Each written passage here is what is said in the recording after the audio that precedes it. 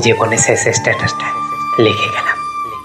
আসলে আমি জীবনে না পারলাম বাবা মায়ের ভালো সন্তান হতে, না পারলাম বোনেতে ভালো একটা ভাই হতে, না আমি আত্মীয় স্বজনের কাছে ভালো একটা ছেলে হতে পেরেছি, এমনকি কখনো কারো মনের মতো হতে পারিনি।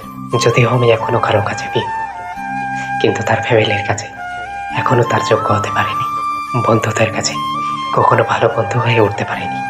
জীবনে শুধু সমস্যা আর সমস্যা, পরিবারের চাপ, ভবিষ্যৎ, চাকরি, কেরিয়ার আর ডিপ্রেশন, সব মিলিয়ে মনে হয় একেবারে দম বন্ধ হয়ে যাবে।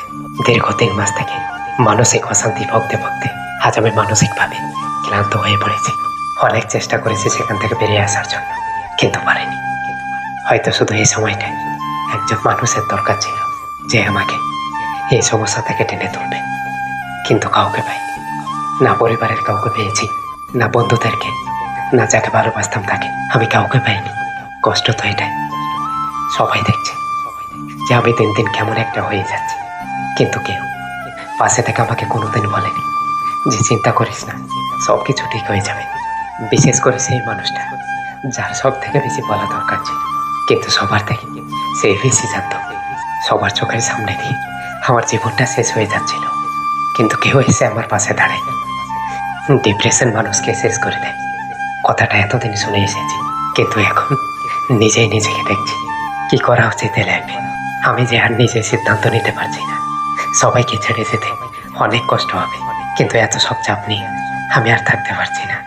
পরিবারের সবাইকে ছেড়ে থাকাটা আমার অনেক কষ্ট করা হবে, কিন্তু সে কষ্টটা এ দুনিয়াতে আর দেখতে হবে না।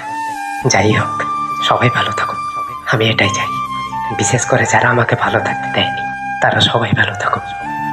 আর কোনোদিন না খেয়ে থাকলে মা তোমাকে বকতে হবে না, সারা রাত বাইরে থাকলে আর তোমাকে টেনশন করতে হবে না, রাতে যদি ঘুম না যায় তাও তোমাকে বকতে হবে না, বাবার আর কোনো চিন্তা থাকবে না।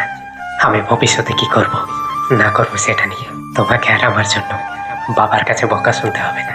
জীবনের সবচেয়ে বড় উপহার পেয়েছিলাম আমার 3 বোনকে। তাদের মতো বোন পাওয়া সত্যি ভাগ্যের ব্যাপার।